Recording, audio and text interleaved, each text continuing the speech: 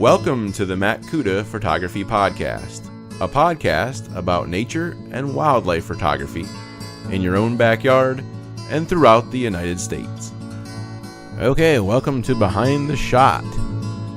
Today I've got actually a macro shot for you, so go ahead, just as you normally do, click on the link in the show notes. It will take you to my Flickr account, and you can see the photo before you.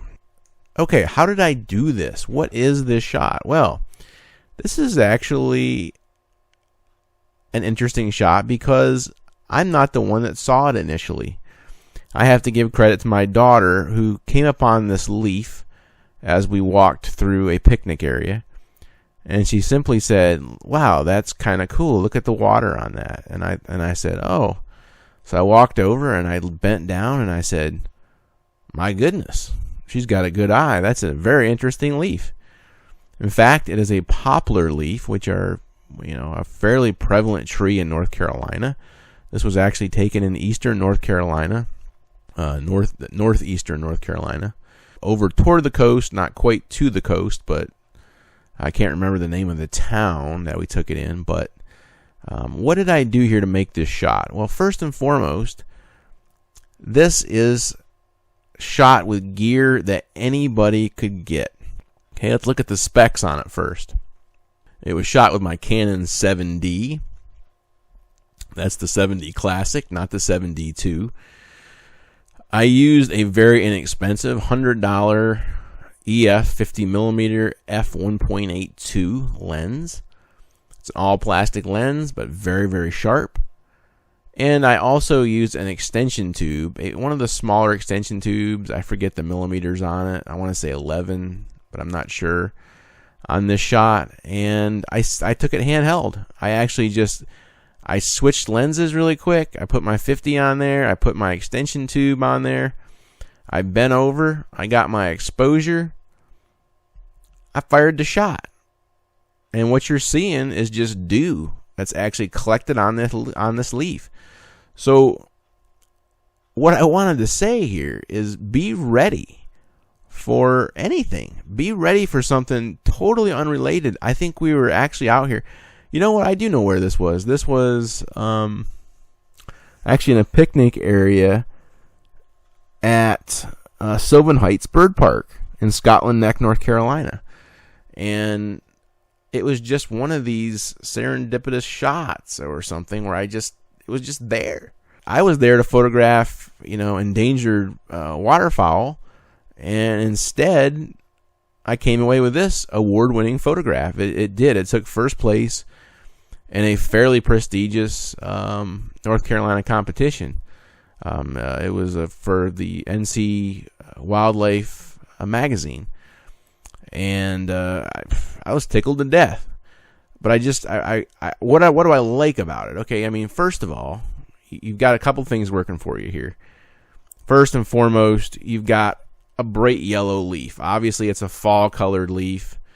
The other thing we have going on here, we've got dew. And dew on anything is beautiful.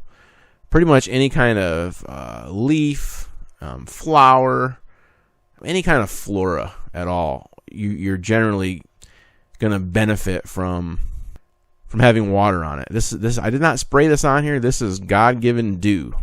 This is exactly the way it looked. What I've also done here is I've done some unique framing, and I've intentionally framed it so that the center of that leaf, that vein, is running right through the middle, and the veins fork off in a very symmetrical way. I think leaf photography, I'm not saying you can't do it asymmetrically, but I personally feel like that leaves should be photographed symmetrically like this, especially in a macro shot. I like the detail in the image. I like the fact you can see every little vein, every little reflection in the water droplets. You can actually see me in there if you look really, really close. You can see me bent over photographing. I like what I'm seeing. Okay, it's just a decent shot. It's a good shot. It has all the elements. It has color. It has composition. It has a unique water droplet formation. this kind of, this is where we kind of cross into the artistic side of nature photography. And that's one of the reasons I wanted to show this and this behind the shot is you don't have to be a wildlife photographer to be a nature photographer. You don't have to be a scenic photographer to be a nature photographer. You can be a macro photographer. You could just photograph nothing but flora. And I don't just mean flowers. You could photograph trees. You can photograph bark of the tree. You can photograph fungi. You can photograph blades of grass with dew on them. There's just an enormous amount of possibilities for macro. I think you're going to actually see me start doing a lot more macro in the next couple years. I really do. I'm really getting into it. I really enjoy it, and I hope that you will too. Get out there, buy some inexpensive extension tubes, put it on your 50 millimeter, and go to town. You will be really happy with the photographs you get, I guarantee you. Thanks for listening. Make it a great day, and get out there and enjoy nature. Bye-bye.